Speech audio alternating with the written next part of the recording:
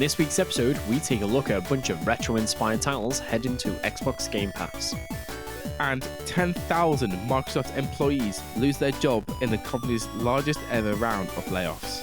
Plus, we take a look back at Google Stadia and what they could have done differently. My name is Barry. And I'm Anthony. This is episode 82 of the Retro Gaming Dads podcast, the podcast for everything retro and retro-inspired.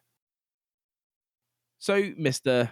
A week off, have you had much time to play games? No, because I've got a little baby that's keeping me up all night. At this point, I've practically turned nocturnal. Oh wait, so I'm lucky that you're awake for the podcast. Yeah, I only woke up like 20 minutes ago. You know, I'm joking, but it's not a million miles away from the truth. No, but in all fairness, though, most parents would agree to the fact that that does tend to happen when you have newborn kids. Yeah. I have actually, in all fairness, played a few things. We've been playing a bit of Earth Defense Force 2025. Yes. And oddly enough, I've been playing a Power Wash Simulator again, which we've got a little bit of news for later on in the episode. Had you been playing it before the news? Yeah, I've been playing it all week. Do what I need to do? I need to get myself a hard case to put in my backpack, controller for my phone, so I can play it. You raise Kishi. Yeah, I really need to do that. Well, I've actually been playing on my Steam Deck quite a bit this week as well. Oh, have you? Yeah, been doing a lot of Xbox games streaming through, actually. All right. So is that where you've been playing most of your, Power Simulator now? Power Wash Simulator, yeah, I've been playing a bit on my Xbox as well. Yes. And I've been playing Earth Defense Force as well on the Xbox. All right. And I think that might be all I've played, actually, this week. At least you're getting to play something, which is good. Yep. Although, I did get something in the post. And this time, it weren't put in my recycle bin for the recyclers to come and take away and dispose of. Yeah. Wait, what?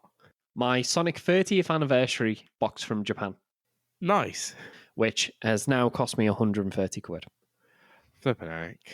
I take it I told you about what happened to the first one. Oh, yeah, you did. I don't think you told everyone else, though.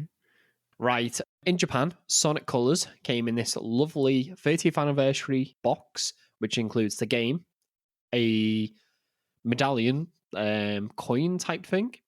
Yeah. And a lovely art book and a CD as well, music CD. Art book, lovely, massive hardback book. And I purchased it. It got sent. And I was like, not heard anything about it. So contacted the seller and they were like, oh yeah, I'll get you tracking details. Got me tracking details. Royal Mail had put it in my cardboard recycle bin at Christmas when it just got loads of card in it. So, and didn't post a little card through the door to say, they missed you. We've put it in a safe place. Yeah. So anyway, I only found out about this a day after the recycles got emptied. So it's been crushed in the recycle bin. That's heartbreaking. So yeah, that was a absolute waste of 65 quid. It's absolutely heartbreaking to hear. Like, obviously it's heartbreaking for you, but just to know that's another thing that's been lost to the, because only so many of these were made, weren't there? Yeah, they were done in limited runs. But I'll go on a little rant for a minute here. So I contacted Royal Mail and they accepted responsibility for it, but won't refund me. So the seller's got to run all the way around the houses to get a refund from Royal Mail for the item, and then I've got to try and claim it back off them. That's bad. So that's even if they're willing to say, but like, yeah, sure, here's your refund. Yeah. When I rang Royal Mail, I was on hold for over an hour. I can't see them bothering to do that, to be honest. And even if they did, I'm not saying they're dishonest, but what stopped them just keeping it and thinking, oh, here we go. I got 120 quid for that item rather than 65 quid. No, exactly. It's absolutely ridiculous. And I'm really sorry to hear that. Yeah. I was having a really bad day. I actually found that out on Friday the 13th last week as well. No. And I was having a really bad day. Then I got that, and I'll be honest, felt like crying. Not necessarily just because I'd lost my Sonic game, but it was just the waste of money, and there was all other stuff that was just piling up a bit, and that was kind of like the last straw. And I just, went. But sometimes, as adults, we do need to cry. So it's okay. But I've got it now. I had to look through the art book, and Kerry looked at me and she went, I wish you looked at me that way and went, why? He went, you've just looked at that art book and you've had this massive smile on your face. Wait, she said that to you? Yeah, because I opened it and Wow. apparently I had a grin as I'm like going through this art book, looking at it, thinking, this is amazing. You know, it's lovely hardback. It's massive as well. It is pretty much size of the box. Okay. It is a big hardback. Bit bigger than an A4. Yeah, it's kind of wider. Yeah. But yeah, lovely art book. All the text in it's Japanese because it's Japanese exclusive. Yes. I'm glad I've got it. I'm just, unfortunately, it If you do get one, don't look at it in front of your missus because she might question why you don't look at her the same way. Yeah, well, yeah, because as I got it out and I was looking through it, she went, "Wish you look at me that way." Well, just your massive smile when you opened it and you looked dead excited. I was like, "All right, yeah." You're like, thanks for ruining my moment there. Yeah, ruining my moment with my art book. Yeah, just a boring good. I've Anyway, had chance to play games this week. I have. go on. I've What have you been played playing? Immortals Phoenix Rising, As EDF always, 2025 with you. Mhm. I have actually played a good few hours of Stardew Valley, and I have done it in split screen with both my sons, Samson and Asher. And the guy is going pretty well, doing really well. Samson's jumping on, and he's doing different bits. I'm not sure how well the plants are surviving, so he jumped on it this morning, and I've not been on it today. Oh, right. Are you all sharing the same game, same farm? Yeah. So it was still all on the same file. It's Samson's save that it is. I'm enjoying it. The kids are really enjoying it, and just trying to think of anything else. No, I think it's just them that playing. But I've had a fair chunk of time to play games this week, which I'm quite enjoying. Having a bit of time to play things. Oh, I've not because I've just been up all night. So it's Thursday. Is it Thursday Yeah, today? it's Thursday. Yeah, Thursday. Right. So I don't think since last Friday that I have been asleep before 4 or 5 o'clock in the morning. The panic. So what are you gonna do next week when you're coming back to work? Is Kay gonna start taking those shifts again, or Well, yeah, she'll need to, but I'm struggling your to try sleep and get pattern, me. Yeah, I'm trying struggling to get my sleep pattern back to normal. It's not that he's up screaming all night or anything. It's just he wakes up about midnight for a feed and then about 3 o'clock for a feed. I'm doing the midnight feed because Kerry's asleep. And he takes ages to drink a bottle. He's taking about an hour. And then he takes like maybe about, say, another 15 minutes to wind him and get him settled down for bed and that. So at that point, it's coming up to maybe 1:30 towards 2 o'clock. So I'm thinking, no point me actually going to sleep to be woken up in an hour. So then I'm staying awake, then I'm feeding him, and then by the time he's fed and again I've winded him, settled him back down, it's like 4:30. So you're like, oh, man's just stay up again. Well, this morning I was considering it because I had to get up at 7 to get Elliot ready for school. See, I would fall asleep whilst feeding them. I'm that sort of person. I can just drop to sleep straight away. So I'll be mid-feeder, but oh no, it takes me a good hour or two to get to sleep. Even if I'm really tired, it usually takes me like half an hour to an hour to get to sleep. All right, we have got actually a lot to cover, don't we? Yeah, we have. And before we jump into the news, shall we say a massive thank you to our Patreon subscribers? Oh, yes, of course. As always, we would like to give a massive shout out and a thank you to Short Gizmo and Bobby Socks. Again, as always, thank you for your support. Now, this first one is probably more something that interests me, and that's why I put it in here. Yeah. But there are official Amiga mechanical keyboards that are up for sale. Oh, I thought this was just like a normal generic keyboard. Look at it, it's just black and white. It's just a keyboard, isn't it? No, it's white and grey and cream. Sorry, white and grey. I don't know, where did I get black from? I have no white idea. And grey. Hey, it just looks like a normal keyboard to me. Yeah, but look, there's no Windows keys on it. It's the little Amiga keys. Is that the only I don't difference? Just the A's and it says Amiga. Well, yeah, it's laid out similar to how an Amiga keyboard would have been laid out, and Look, it's got that colour scheme in there.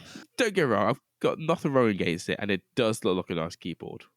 I've got one issue with it though. Go on. Not the price. yeah, that's the reason I haven't ordered one. So this keyboard is actually being produced by a UK-based company, Simulant, who's based in New York. Yep. And it's fully licensed. Okay, so Amiga's supporting it, and so Well, they've got the license from it at well, least. yeah. Which is quite ironic because the little mini Amiga console that came out last year wasn't licensed by Amiga. That's why it's Was it called not? the A500, not the Amiga 500. Oh, interesting. So they've got license for just a single keyboard, but not for a mini retro console. Yeah, so the guys who made the mini console mustn't have got the license Yeah. only for the games that were actually on it. Yes. This keyboard, I saw it on a Retro Man Cave, I think it's called. Okay. If you haven't seen him, he actually has a retro museum that you can go and visit. Oh, he's actually got one. Yeah. I think it's like an old mill and it's got like the top floor of it. And you can That's actually cool. go and visit. And it's got loads of systems out. He Yeah. does YouTube videos. And it even has a tiny little retro game store that you can go in and look at the games as if you were in the store as well. Oh, that's cool. It looks like an old Woolworths display that he's got in there. Where is it? Somewhere down south, Gloucestershire, if I remember correctly, but don't quote me on that. I might be a bit wrong. And it was actually one of his videos. I saw this. He'd been sent one and he was reviewing it, and it looks really nice. But it's £140. Yeah. As I said, that's my issue. Because you look at it, yes, the A's are there. It's a Windows key. It says Amiga in the top right hand corner. But it's a little thing as well, but the status lights are little green lights. Because the top right, you'd have a little green status light on the Amiga as well, which I thought was a nice little effect. I mean, not like it's something that I would pick up, but even if it was something I could pick up, £140 for a keyboard, you could get a lot gaming keyboard. Right. Actually, do you know, the more I'm thinking about this now? Don't, because you're going to justify yourself and buy one. Don't. No, it's not massively overpriced. Right, really quick. I've got my Mac keyboard that I'm using here. Yeah. 120 quid from Apple. My Microsoft ergonomic keyboard that I normally use. 100 quid from Microsoft. Mechanical gaming keyboards, even cheap ones from like Razer and that, you're probably looking at close to that price anyway for something like the Black Widow or something. Yeah. I'm sure we used to sell that when I worked at Curry's and they were like 120 quid. The more I think about it, I don't think it's overpriced. It's just expensive. Okay, but things like this is a wired keyboard as well. It's not wireless. Neither were the Razer Black Widow ones. Oh, I thought it was. No, I'm sure they were wired. Because, well, I think most gaming keyboards are wired just for latency. I personally would not be able to see a justification for this, but I understand it for collecting and everything else. I do. I get it.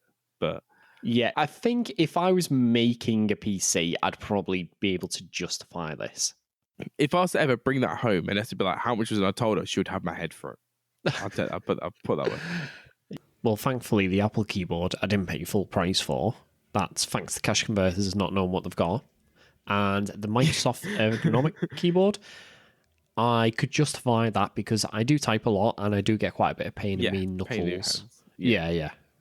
But I say, if I didn't have any keyboards and I was looking to buy one, maybe I could justify this to myself. Okay. But unfortunately, not as it is. Although this would be sick with this keyboard and the tank mouse. Who needs ergonomics? Yes, it would be. Because I do quite like how, so this keyboard is compatible with obviously Windows, Mac, and Linux, as you would have thought, but also the A500 Mini as well. So it will work just on whack the it in console. USB. But also, it will work on the original Amiga console using an adapter. Yeah, which oddly enough, I actually built one of these adapters. Do you know what? I kind of thought, as soon as you said it, do you know what? I looked down, I was like, he's going to put up an adapter, isn't he? So Simulant are actually developing their own adapter, and you can get other ones, and basically it just plugs into, I think it's like a DB9 connection, and converts it to USB. Okay, can I question, why is it on your desk? What do you mean? Everything is on my... Honestly, the state of my desk, everything is on my desk. No, but the amount of times we're in a podcast and we're chatting, you go, oh, hang on, just funny enough, whilst we're here, and you're like, pull out this Amiga down the side of you, or just pull up this thing on the desk. Every time. How? Without moving too much, because I don't want to make a lot of noise on my desk, but like, do you not have a Nintendo Wii composite SCART adapter on your desk? Is that not the kind of thing you always keep in arm's reach? No. Or, I don't know. a little Pikachu from late 90s. You used to get them in like the little Gashapon bag things. Yeah, I've got one or what upstairs. else have I got? I don't know. Just important things like, I don't know, a boomerang from Australia. Boomerang on your desk, bro. I don't know why I've got a bloody boomerang on my desk. What the heck? I'm just reaching for things. I look at my desk and see as my wife likes to put things that I've just got candles or board games or a baby monitor. Yeah, Oh, no. nothing exciting. Oh no, I'm just reaching for things that are within reach. Like I've got a good, what, like 3.5 meter long desk. So there's a lot of stuff on this desk. I can't see anything on my desk. I can whip and be like, check this out. Well, the scary thing is I've actually been tidying my desk today. Oh, jeez. Do you know what? Talking about tidying things, Power Simulator. So as we alluded to earlier, we've got a DLC for Power Simulator. Yeah, and this is one of the most unexpected crossovers. Yeah, Croft Manor is making its way onto Power Simulator at the end of this month on the 31st. What the heck is that? What's that about? Surprising crossover. It looks pretty good. I watched the trailer for it, and it's not just the house. Yeah, it's not the house. There's bits inside. I'm hoping that you don't have to jet wash the entire house, because that'll take forever. I'm doing a stage on this game at the moment, and it's like a little temple. Yeah. A little pyramid, and it's taken me forever. It took me like all week, and I'm about 25% way through. On the trailer, I saw the assault course. I remember. Yeah, I still remember that assault course. I saw that, and it brought back memories of me doing that assault course. I saw a trophy room. Yep. I saw. Wasn't he jet wash the dinosaur at one point? Yeah, that's in the trophy room. Oh, is it? Okay. Yes, there's quite a few different rooms to do. Looks very interesting, don't get me wrong, but this is completely out of the left field. Like, there's no way anyone could have imagined the Power Simulator. What could come onto it? It's in Croft Manor. Yeah. Although I'm surprised that Laura's actually let the place get in such a state of disrepair. I know, absolutely disgusting. I'm sure the butler would have had something to say about that. It'd be funny if as you jet washing stuff, the butler's coming after you with his little tray shaking. I wonder if you can trap him in the freezer. Maybe. Yeah, they might find him. I think it's quite funny. And I guarantee there'll be like little Easter eggs as well dotted about. Oh, yeah, there'll definitely be Easter eggs. So, for those interested, the DLC will consist of 5 stages, which will be set around Croft Manor. It's completely free. As you mentioned earlier, it's available the 31st of January, so in about a week or so. Yeah. And it's available on Steam, Windows, Xbox Series XS, Xbox One, PlayStation 4, PlayStation 5, and Nintendo Switch. Free DLC, why not play it? But obviously, if you've got Game Pass, it's there for free. Isn't there for free? So why not? And while we're talking about Xbox and Game Pass, yes, this month there's not 1, not 2, but 7 retro-inspired games coming to Xbox, and a few of them are even coming to Xbox Game Pass. Yeah, and the things that we hadn't heard of these before, and I was just scrolling through, and all of a sudden I just saw something saying upcoming games this month. Looked through it, and I was like, where are these games coming from? Oh, yeah, and looking at some of these, quite a few of them I want to play. They look pretty good. I think it's quite a nice little collection. The art style, I'm a big fan of some of these as well. Yeah, and the thing I like is that it's not your typical AAA games that everyone looks forward to. This is a nice way for a lot of these games to get noticed by people, because so many games come out now that it's quite hard for a developer or publisher to actually get visibility on the games when they're launching. No, exactly. Like I said, it's a good way for someone to pick them up, and it's something that I would be interested in playing. So the first game we got is Recall. How do you pronounce it? Just Recall. Yeah. So Recall, which is available now. Yep. This one, it's pixel art style. With this, I quite like it because it's a mystery one. I like puzzles. I really enjoy a game that's got good puzzle elements. You enter your memories to change the future, basically. It sounds flipping weird. Yeah, it's quite a good mechanic. It sounds like you go into your memory, so you're obviously remembering something that's happened in the past. And by affecting that memory, you actually change what has happened in the present. So essentially time traveling, but by going into your memories and altering them. Can you imagine that? I just want to change something. Give me a second. Disappear into your mind or something. Come back and like, poof, done. Oh yeah, I'll just go back and I'll remember buying that lottery ticket yesterday before the numbers were announced. Yeah. It sounds pretty unique. I can't really think of any games that have got a similar sort of concept to it. And nice looking pixel graphics, 10 unique Yes. characters. And this is available for those on Xbox Series X, Series S, and Xbox One. And it's available now. So, again, just cracking with the games. The next game is Wings of Bluestar, which, again, is available now on Game Pass. So this one is a side-scrolling shoot 'em up. So this is very similar in style to something like Cotton or Gradius, the one that we played at the arcade with Phil. Who doesn't like a side-scrolling shoot-'em-up? Yeah, it's not everyone's cup of tea. Some people don't like them, but it's my kind of game, so I'll be interested in playing it. So if it's multiplayer, I'm sure we'll play together. Now, the next title is a really bizarre looking one, and probably the first one out of this lot that I'll actually play. So it's called A Space for the Unbound, and it's a side-on 2D pixel art adventure. They describe it as being a slice of life adventure set in rural 90s Indonesia. And it follows two high school sweethearts, Atam and Raya, on an adventure. I don't know, it's full of superpowers, them overcoming their anxiety and depression, and for some reason there's an awful lot of cats. Yeah, the fact that the notes just say plus cats. This is a very bizarre trailer, not gonna lie, because at one point you see him walk around, chat to people, and then he's obviously got his puzzle element side and doing the bits, and then all of a sudden he's got superpowers and he's dashing all over the place. What is going on? It looks, I can't quite tell from the trailer what type of game it is, but it actually looks a little bit like a point and click style adventure to me. Yeah. Because you see him pop up a menu to interact with different objects. It seems, it's inventive, but it seems like you are just wandering around, exploring, and just trying to figure out different puzzles. It's not quite. Looks like a nice, slower paced title. Yeah, it doesn't seem like it's a set game where you know what you're doing. It looks like you do have to figure out what you're doing.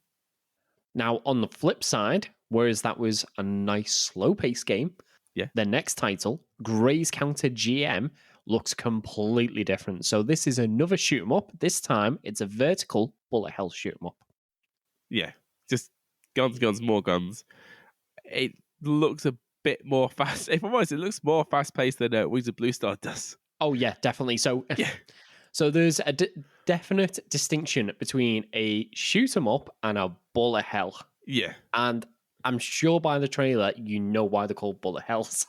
Yeah, you basically the screen is just covered with bullets. That's it. You can't see the screen. Yes. Now these are the kind of shooters that I enjoy more. Although, unfortunately, as I get older, my reflexes probably haven't kept up with these games.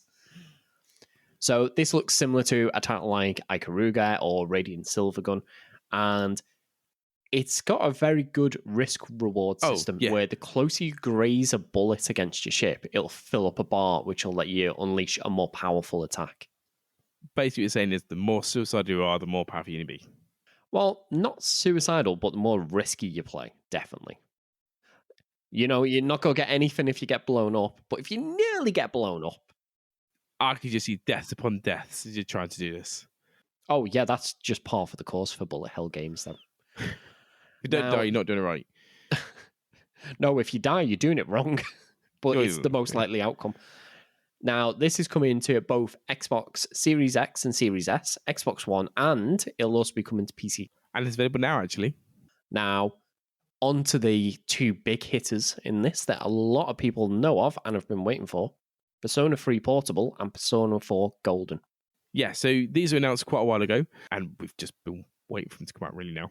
Yeah, we've actually had Persona 5 Royale for a little while. Yeah, I don't understand why Persona 5 came up with 4, 3, and 4, if I'm honest. I think because that's the more modern game. So Persona 3 Portable was on the PSP. Yes. And Persona 4 Golden, I have a feeling, may have been on the Vita. So these are handheld games that they're bringing up to a higher quality for the more modern consoles. For someone who's not played Persona games, fantastic game to get into and give a go. Especially with them coming to Game Pass, it's kind of a bit of a no-brainer. If you fancy trying them, ever fancy playing them, pick them up, have them go. They are definitely fantastic games to have a try. Yeah, they've got quite a cult following, and even if you've not got an Xbox and Game Pass, they are available on the Switch and the PlayStation 4 and PlayStation 5 as well. Yes, and if you like dungeon exploring as well, it's a dungeon exploring game. Who doesn't like to go dungeon exploring? Yes. Well, it depends. It depends. Some people aren't that keen on the dungeon crawling sort of RPGs. I do. Now, our final title is OmegaBot, which will be available again tomorrow for us, but for everyone who's listening to this podcast, it'll already be available. I quite like the look at this one. I like little robot going around and doing the attacks, and I like the way it seems to play. It's definitely one that I fancy trying. It's a cute little robot. I'll give it a go. However, I think this is I'm not saying it's a bad game or anything, but this is the one that I'm probably least excited about playing. Okay. Just because I play a lot of platformers, so I'd like to try some of the others first. I get it. Definitely one I would go through, because platformer, you are going through the challenging stages, you're defeating bosses, and you gain powerful weapons. And it looks like it is a good challenging platformer as well. Yes. Not overly challenging like something like Super Meat Boy, but when I was watching it, it was giving me definite Mega Man vibes. Yes. So we've got plenty of games to play for this month, and I think, unfortunately, that's the end of the good news relating to Microsoft. Because they have announced they have laid off 10,000 employees. 10,000? That's insane. Especially about hearing some of the departments have been hit as well, which is actually really... Well, 10,000 employees is 5% of their total workforce. Yeah, I did read that, and I was like, that's pretty mental. They'd only been 5%. Yeah, I'm sure that I actually read that the total amount of employees at Microsoft is something like 220,000 employees or something silly like that. So it's now been about a year after Microsoft announced their acquisition of Activision Blizzard. In fact, it's dead on a year. Is it?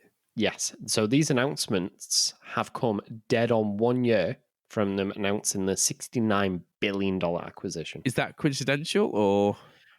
I don't know if it's a coincidence. This acquisition's probably cost them a lot more just trying to fight the lawsuits. The UK CMA, the US, you've got the FTC, you've got Sony, you've even got Google weighing in, saying how they believe it will cause a monopoly in the online streaming service, which is quite ironic since... Even though they've just taken a hike out of the game streaming industry. Yeah, exactly. So it's not good news. No. Unfortunately. And as you just alluded to, some of the departments hit the departments that would probably be the ones we would be more interested in. Oh, definitely. So some of the departments that were hit, obviously you've got something like the HoloLens team, the Microsoft Edge team, marketing, and the Coalition, which they're all pretty substantial departments. But for us, do you know who the Coalition is by any chance? I don't know, so I just... Right, okay, because Coalition would probably be one we'd be interested in. Oh. So, go on, go through the three last ones on this little list that we put. And these aren't the only departments by any stretch of imagining. These are the ones that we kind of would, are interested in, at least to a certain extent. Yeah. But 343 Industries, Bethesda, and the Coalition under the last three. 343... Come on. Halo, what are you doing to us? So, obviously, everyone knows 343 and Bethesda. Yeah. If you're unaware, Coalition, they're the ones that are doing Gears of War. Oh, okay. Well done. And it seems like out of the 343 industries have probably been hit the hardest. Do you reckon that could be to do with...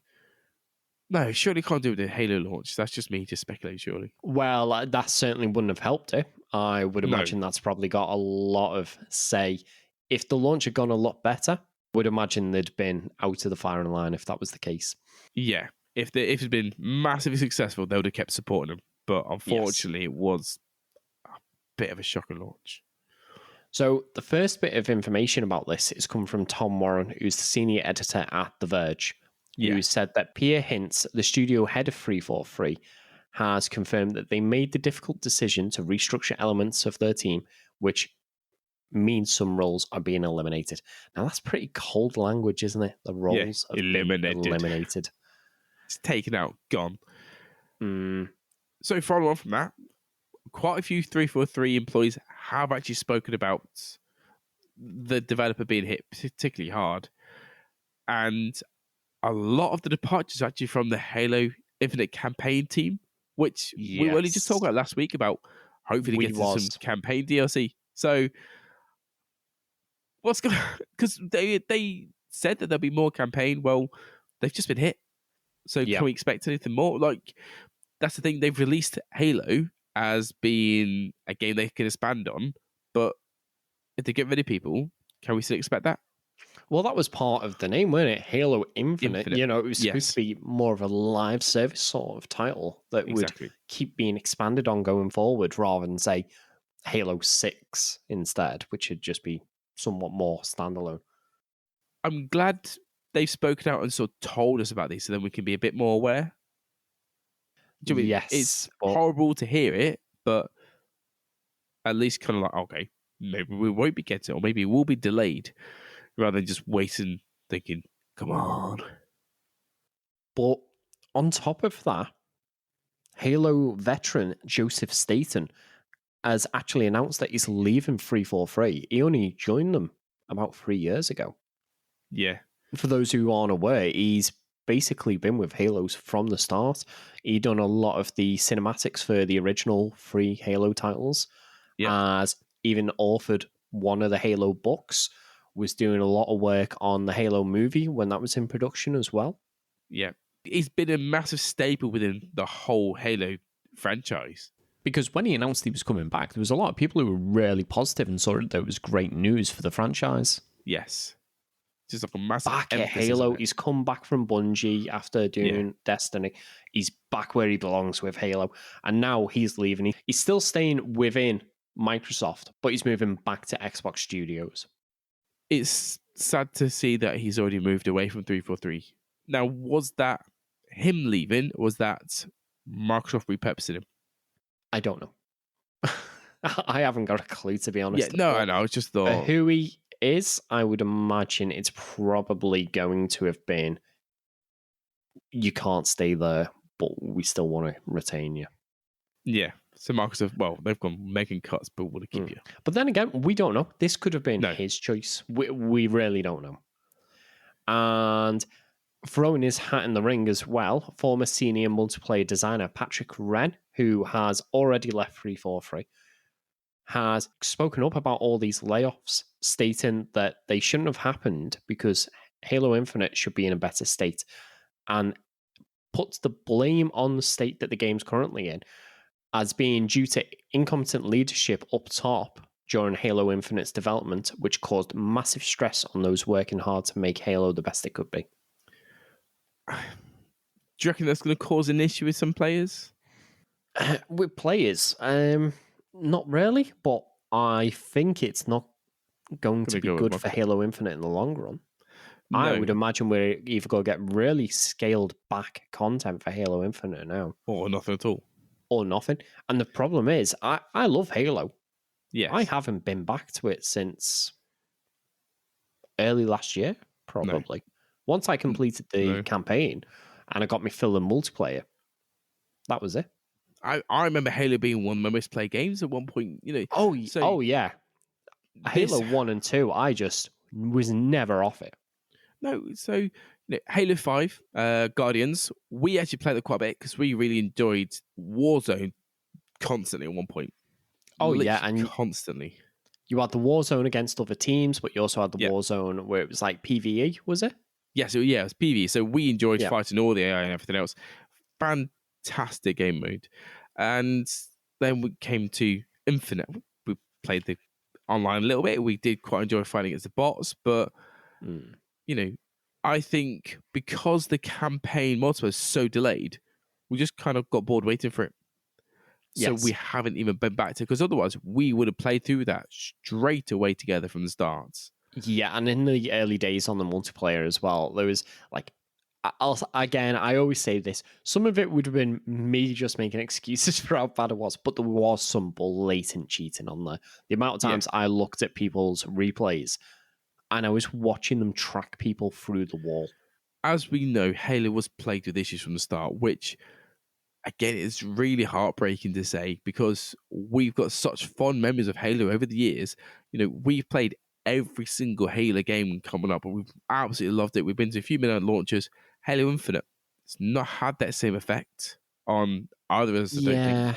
And I was really looking forward to new content for the campaign. And Yes. again, we said it last week, we still need to get on and play some co-op campaign. I've still got this on my Xbox. You need to get on yours. Tell you That's what, your issue. we might try it after this and I'll see how bad the streaming is. Yeah, sounds good. It's always sad when people lose their jobs. And Oh, hopefully a lot of these people are very talented and will be able to find work relatively easily. You hope that they'll be able to go to another studio and get something there. But yeah, do you reckon this is part of the state of play of the world, or do you reckon so the global economy? Do you reckon it's to do with the acquisition being a lot harder on their pockets than they thought it would be? I don't think it's going to be to do with the Activision Blizzard acquisition. Yeah. I think that's probably put a little bit more strain on it, but I do think a lot of this might just be the state the world's in at the moment. Yeah. No. Which makes it even harder for so many people to lose their jobs. Yeah, because then they're going to get chucked to the world when they've not got the jobs now. And it's difficult, but like I said, I hope they'll find something soon. Right, before we go on to our final piece of news, as always, we'd like to take a moment to ask for your help. If you're enjoying this episode, please could you take a minute to leave us an honest review on your favourite podcasting app. Alternatively, if you're able, also join our Patreon for as little as £1 per month, where you will receive an ad-free version of the podcast and get your name shouted out in the next episode.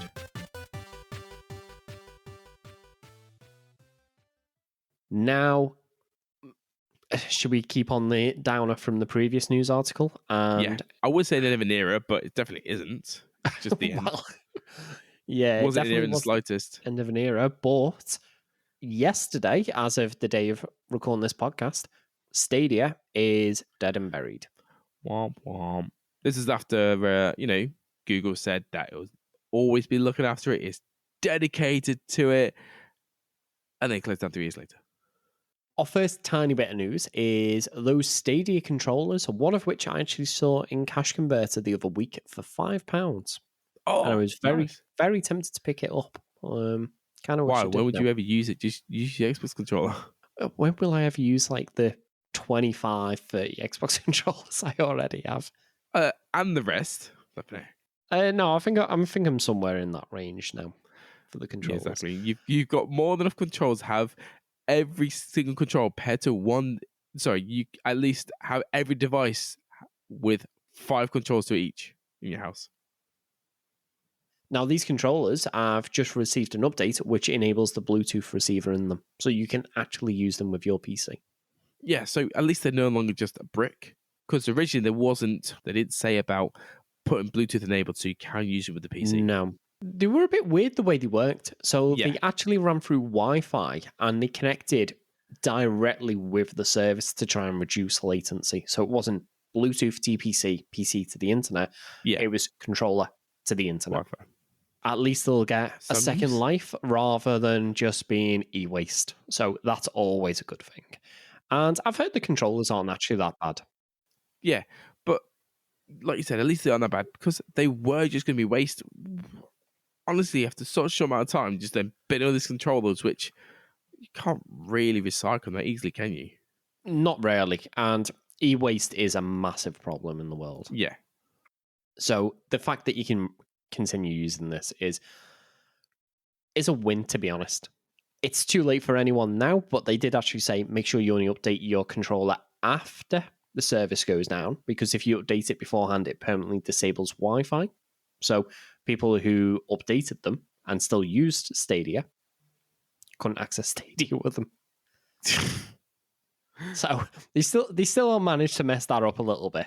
Yeah. Oh, hang on. Oh, Stadia's going to close down in 4 days. I'll just do it now. Why can't you Stadia anymore? Stupid. But at least it won't matter now. If you do it now, it's dead and buried anyway. Yeah, I think if I see one of these controllers for, £5-10, I might pick one up. Why? I don't know. Just to add to your collection of controllers. The white and orange, I think. Yeah, you love your oranges, don't you? Right. So on to the big part of this news. Yeah. That's it. Stadia's gone. Not like anyone saw this coming at all. We're not surprised any way, shape, or form. We knew it was going to last 3 years. That's all it lasted. Just a little bit over 3 years. And in that time, it stumbled from disappointment to disappointment. Yeah. Just straight from day one, non-stop issues. Everyone pre-ordered hardware, didn't go on day one at all. So they couldn't even use the service at all anyway then. I can't quite remember if you could use the service, but you couldn't get it in 4K. You needed the hardware, so it's a special Chromecast plus the controller if you wanted to play it in 4K. I can't remember if you could still play it in 1080p at the time. Again, there was so many issues that I kind of zoned out on it, to be honest. Well, yeah, they just, from the very start, like we said in a previous episode a while ago, they just created themselves a bad name from the very start. It just went downhill. And obviously there have been other bad launches, but I don't recall there ever been a bad console launch. Game launch, yeah, but not a bad console launch. Oh, there have been bad console launches, but in their defense, you could probably get them on day one at least. Yeah, you could actually have the item. A lot of these people were waiting like between 2 and 4 weeks for the hardware to arrive. So at that point, potentially, they'd already used up a month's worth of Stadia Pro. Yeah. And they weren't getting the benefit from it. Yeah, exactly. And when they did get it, a lot of people had terrible experiences. Some people obviously would have had great experiences. Yeah. But people on much better broadband than what they were saying was required were getting terrible experiences. I remember seeing a lot of people playing Samurai Showdown. Yeah. And it was unplayable. It was completely unplayable. For a dedicated streaming service, it's not what you want. No, absolutely. And just really quickly, in Google's defense, they can't control what your internet connection's like. No. You may have really bad Wi-Fi or really slow connection or really high ping. They can't control that. But when almost everyone is getting this subpar experience, maybe it's not the end user. Yeah. No, that's it. If, a few people having the same issue of streaming, you kind of can, like you said, point it down to their Wi-Fi. But as you said, if it's everyone, maybe do some investigate and see what's going on there. At least Xbox Game Pass or PlayStation Plus had the issue for streaming. They at least had the option to download it locally to play it. Whereas Stadia had that didn't have the option at all. That's the advantage of them, or the disadvantage of Stadia's model was because it was entirely streaming. What your whole proposition was, just because it's what we know more, but PlayStation have theirs as well. Game Pass Ultimate, you can stream, but that's not the main focus of the service. That is a benefit above and beyond everything else that you get. Yes. The only issue I've got is you can't download and stream at the same time. Yeah. Well, in all fairness, if you did, then for most people's internet connections, you'd probably have a really bad streaming experience whilst downloading it. No, I noticed that if you press the button, I thought, it'll download in the background. And I was playing it, and I was like, this is still running fine. And then I realized it only starts downloading once you finish streaming the game. I know. Like you said, for an entirely streaming console, you would make sure it worked before. And it's not just that, it's the model. So at least with, again, I'm just going to keep comparing it to Xbox Game Pass. Yeah. Actually, no, do you know what? I'll compare it to Shadow, which is something I've had quite a lot of experience with. Yes. So, really quickly, for those who aren't aware, Shadow is an streaming only service where they provide you basically with nowadays a mid-tier gaming PC that you can do whatever you want on. So if you want to play games, you can install Steam, you can install the Microsoft Store, Epic Games Store, wherever you want, play your games. Now, they're both streaming only options. Yeah. However, with Stadia, if you wanted that 4K experience, you had to sign up for Stadia Pro, where they'd give you a free game every month or so. Bit like games with gold. Yeah. So, fair enough.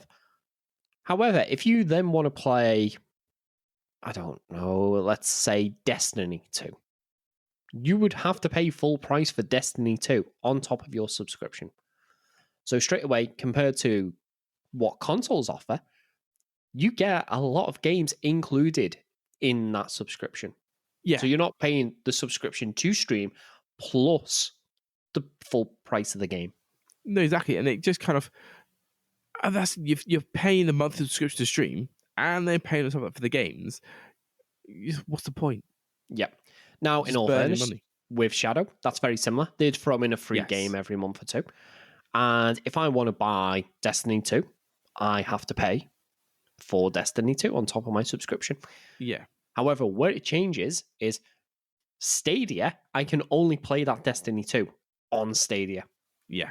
With Shadow, I buy it through whatever launcher I want. So if I buy it through Steam and in the future cancel my subscription to Shadow and decide, do you know what? I want to buy a PC or build a gaming PC myself. I just reinstall Steam and re-download the game and continue from where I was. I am not locked into that one online system. With Stadia, you are restricted to Stadia. You can't cross the games over the slightest, which what's the point? Yeah, Again, some it's- people have found ways, but it's absolutely not end user. No. Like we said at the start, Stadia was just riddled with issues from the very start. Yeah. They didn't do well for themselves, and no wonder they only lasted 3 years. All the way to the end. They Yeah. basically pulled the rug out from underneath everyone, from the actual customers, from the developers making games for the system, and Yeah. even the staff working on it. Well, yeah, All 'cause they found didn't- out on the same day. Yeah. They were told, oh, we're cancelling it today. Oh, we're literally working on it right now. Yeah, exactly. And there was developers who were going, well, my game's due to get released in February. You're shutting it down in January?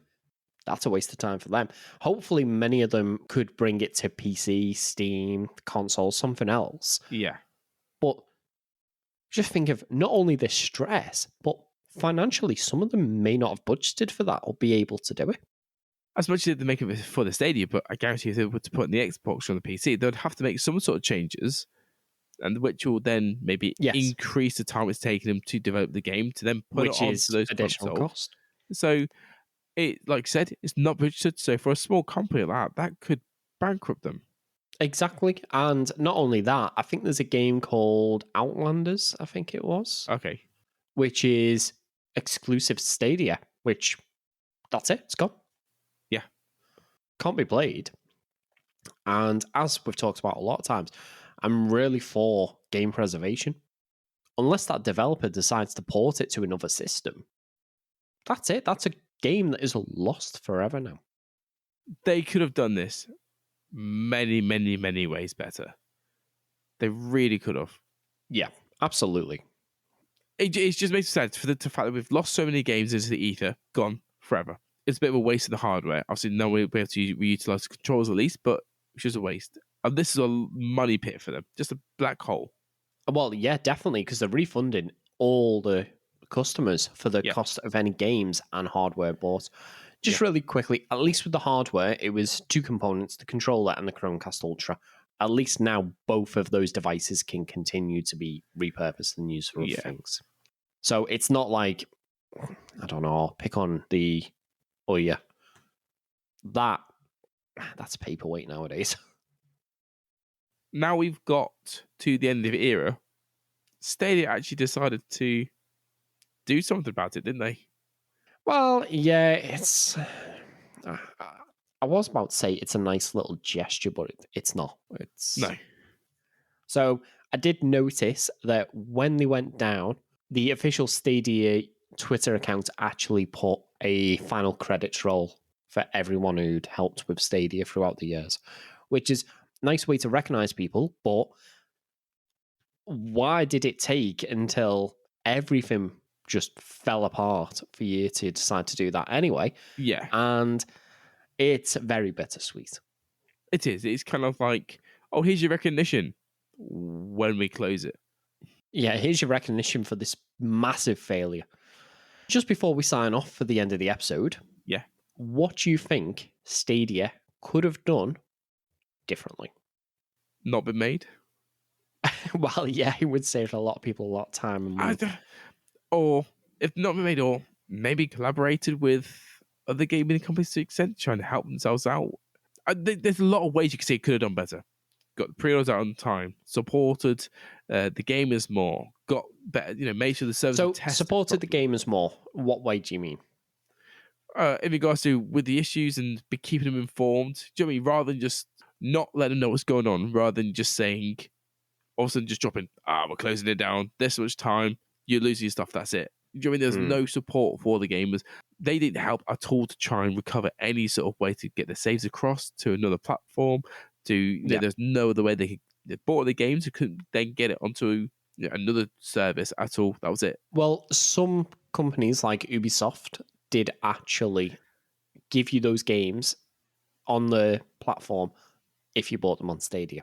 But But that was those them doing it, companies. not Stadia. Yeah, Exactly. that wasn't Google or Stadia doing that. That was the company. Google didn't approach us to say, look, we're closing down. These are going to just say, or, their games don't help. There wasn't anything else. That's another thing that we haven't even touched on. People's saves, that is hundreds, thousands of hours of people's time that's gone. I think that some things were out of their control, like the quality of people's internet connection. And unfortunately, if you're streaming only service, if your customer doesn't have good internet connection, they're not going to have a good experience. And there's not really much you can do about that. Yeah.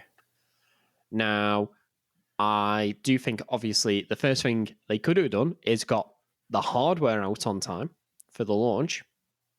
That would have been bare minimum. Yeah. On top of that, I think closing the internal studios after about a year before they'd even released a single title was a big mistake as well. Oh, yeah. It's a waste of studio. Yeah, there are a couple of exclusives on Stadia. Yes. However, vast majority of the titles are available on PC or console. Else. So why would I go with the Stadia version rather than Xbox, PlayStation, PC? So when they were coming out, I don't think they made themselves appealing to gamers who already had a console. Yes. And the thing is, they could not have came out at the best possible time. They were 4 months out from everyone around the world being locked into the houses because of COVID. So, honestly, it couldn't have been a better time to launch a game streaming service. Yeah, there could have been a better time, but there could have been a worse release for it. That's the issue. Well, yeah. If they've got the release right, then yeah, fair enough, that's fine. But the fact they tanked it so hard, you can't feel sorry for them. No, it's Google. And Google have a reputation for killing things off really quickly. So I think even that reputation harmed Stadia before it even launched. Because people were like, is this still going to be around in a couple of years? Yeah. Which ultimately it wasn't. Oh, sorry, it lasted a couple. Yeah, just, okay, 3 years. Technically, it lasted a couple, but... You're just being pedantic there. Just a tad. Semantics aside, though, it really didn't last. And... No. And other consoles have had really short lives like that. One of my favourites, the Sega Dreamcast, only lasted a few years. However, I can still whiz it out the loft and play those games now. Exactly. The Stadia, you go to the website and it gives you the update for the controller, and that's about your lot. I don't know. I do think it could have done well had it, one, not been associated with Google, because Yep. I think there was a bit of stigma to go close it anyway. And if they did get some exclusive titles on there. Yeah, if they had more exclusives, maybe that was the way to get gamers more interested in this, I guess. Oddly enough, they did actually have a little boom period when Cyberpunk came out, because it ran so badly on consoles and PC version wasn't exactly flawless. They had an optimized version for Stadia. Now, it didn't have the top graphic settings like Stadia always promised games would do. However, it was one of the most stable versions of it. So a lot of people were signing up to Stadia, So that desperate getting for Cyberpunk. Cyberpunk to play a stable version of it.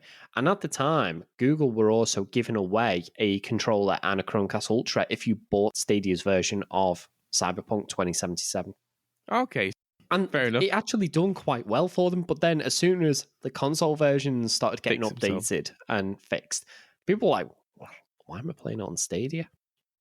Now, if there was other exclusive titles on Stadia, you'd be like, well, I'll keep playing Stadia. You know, Well, it that was works. a good way for them to get people onto the Stadia and start playing the games. So Exactly. if they'd had that down, they could have tried to keep some of that player base there, but they just didn't have the games.